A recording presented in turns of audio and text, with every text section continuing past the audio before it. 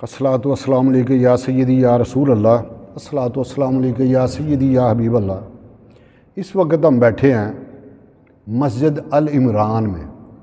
یہ مسجد کھوکھر پیلس کے باہر ملک سیف الملوک کھوکھر صاحب، جن کی زیر نگرانی الحمدللہ اللہ نے جن کو توفیق دی، اللہ نے جن کو محبت دی، اللہ نے جس کو دولت دی اور ان اچھے کاموں میں خرچ کیا، اللہ کی سمجھ لیں اس پہ خصوصی رحمت ہے۔ آج اس مسجد میں بیٹھے ہیں تو یہ میرا بیٹا بھی ہے، سمجھ لیں میرا دوست بھی ہے، تو میرا کلیگ بھی ہے، کیونکہ یہ بھی مستریوں کا کام کرتا تھا اور میں بھی مستریوں کا کام کرتا تھا۔ اب یہ بھی نہیں کرتا اور میں بھی نہیں کرتا، یہ ٹھیکیداری کرتا ہے۔ اللہ کریم کا میرے پہ بھی کرم ہے، میں بھی ٹھیکیداری کرتا ہوں۔ محید غلام محی الدین اس کا نام ہے۔ اللہ نے خصوصی طور پہ، دیکھیں مستری سارے ہی ہیں، مستری تو بہت ہیں پاکستان میں، کسی کے حصے میں واش روم بنانا آ رہا ہے، کسی کے حصے میں گھر بنانا آ رہا ہے، کوئی پل بنا رہا ہے، کوئی مندر بنا رہا ہے۔ اللہ کریم نے اس بندے کو چن لیا ہے اپنے گھر بنانے کے لیے۔ یہ نصیبوں والا ہے، اللہ پاک سب کے نصیب ایسے کر دے کہ یہ اللہ کے گھر بناتا ہے۔ اور الحمدللہ میں نے اس سے پوچھا تو اس نے مجھے بتایا کہ سینکڑوں کے حساب سے میں اللہ کے گھر بنا چکا ہوں۔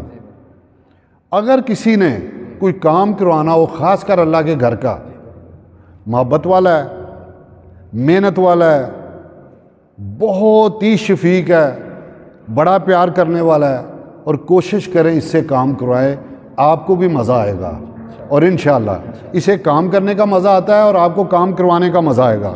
یہ میری خواہش ہے کہ یہ نمبر، خود اپنا نمبر آپ لوگوں کو دے دے۔ کیا نمبر ہے محی الدین آپ کا؟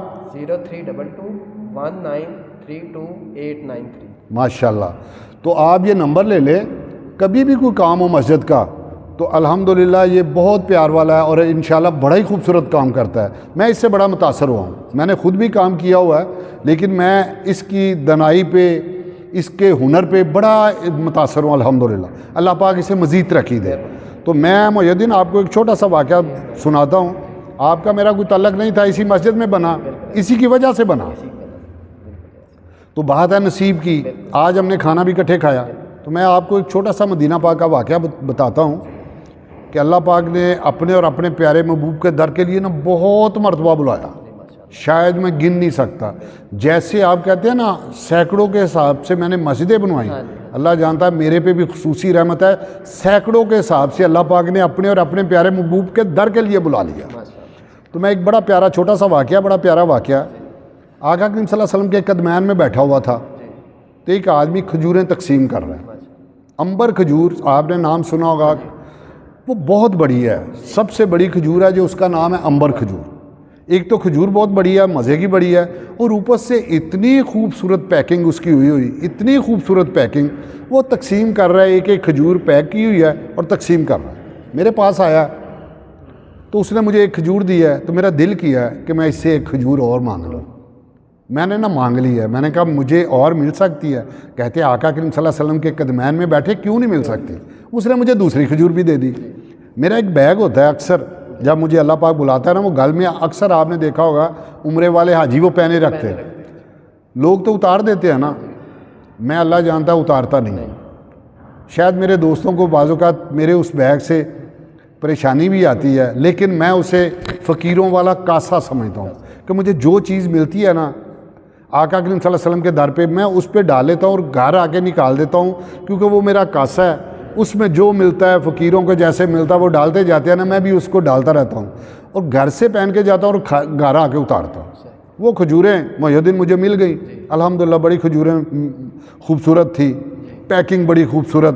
میں نے سوچا یہ بچوں کو، کیونکہ آقا کریم صلی اللہ علیہ وسلم کے قدمین میں سے ملا تبرک ہے، تو یہ تھوڑی تھوڑی سب بچوں کو دوں گا۔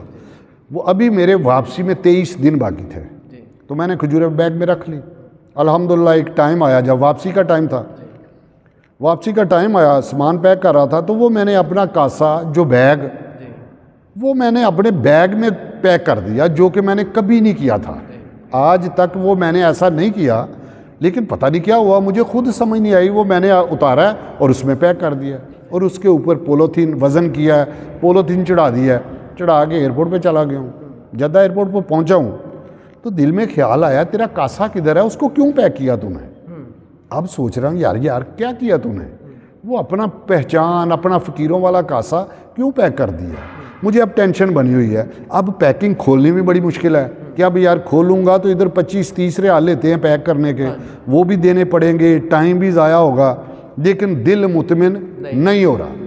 آخر کیا ہوا کہ میں نے اس پیکنگ کو پھاڑ دیا. پھاڑ کے تو وہ اپنا میں نے کہا نہیں یار اسے نکال. میں نے وہ نکال لیا, گلے میں ڈال لیا.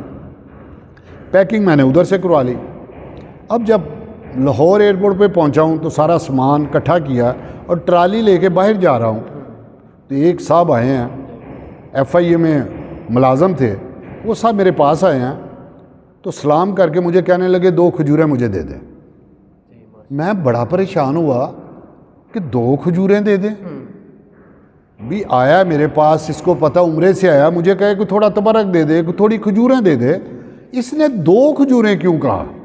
جب اس نے 2 کھجوریں کہا تو فوراً دماغ میں آیا کہ یہ جو 2 کھجوریں ہیں یہ تیری نہیں ہیں, یہ تیری ڈیوٹی لگی تھی ادھر لانے کی. کھجوریں تو میرے رب نے اس کے لیے بھیجی ہیں, تو چپ کر کے خاموشی سے یہ کھجوریں اس کو دے دے.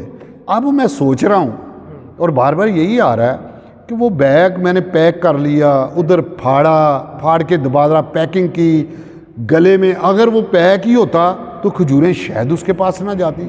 لیکن میرے رب نے جو فیصلہ کر لیا ہوا ہے, جو جس کو دینا ہے تو وہ اس نے دینا ہی دینا ہے, چاہے جو مرضی ہو. تو اب میں ہنس کے نہ اسے کہہ رہا ہوں کہ یار یہ کھجوریں نا میں نے اپنے بچوں کے لیے رکھی تھی. تو اس نے بڑے پیارے انداز میں کہا میں نے بھی اپنے بچوں کے لیے ہی مانگی ہیں. تو میں نے کہا واہ مالک تیری شان ہے, میں تو ایک ڈیوٹی دینے والا تھا, میرے ذریعے پہنچ رزق اس کا تھا, پہنچانا میرے مالک نہ تھا, الحمدللہ اس نے پہنچا دیا. اور کیسا الحمدللہ ایسے ایسے پیارے واقعات ہیں. اللہ پاک سب کو اپنی حفظ و مان میں رکھے. تو ہونا اجازت ہے, بہت مہربانی, جزاک اللہ. السلام علیکم.